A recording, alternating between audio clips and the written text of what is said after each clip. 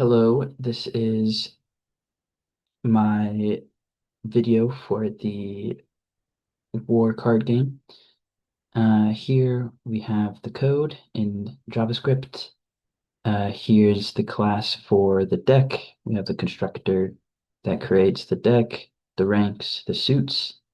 Um, Below that is the actual create deck function, which actually creates the deck with uh, the ranks and the suits. And then we have the shuffle deck, which actually shuffles the entire deck, so each of the cards are in random order. Next, we have the class for the actual game. In the gameplay, we have the constructor for the players, player one, player two. And below that, we have the actual function for the gameplay. So we have the the deck being created, the deck being shuffled, and here we have the deck being pushed to the randomized decks being pushed to each player. And below that is the code that determines which player wins. So here we have the first card player one, and this first card player two. And if player one's hand slash card is higher than player two's, then this will log out.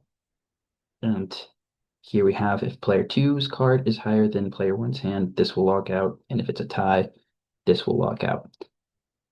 Next, and finally is if when the game is over, if player one wins, if player one's score is higher than player two score, then this will log out. If player two score is higher than player one score, this will log out. And if it's a tie, this will log out. And this right here is the actual code that runs it. So we have the const game being a new game, and then we have game.playgame, which runs all of this in below. And now if we go over here, we can actually see it in action. So if we refresh the page, we could say see player two wins and the final score here. And then here's all the cards being played. If we refresh again, we could say player one wins and the final score um, being that. And if we're lucky, if we keep refreshing, you can see the scores changing there at the bottom. Player two wins, and then we can see that it logs out if there is a tie. Um, that is the code and the game in action. And thank you for watching.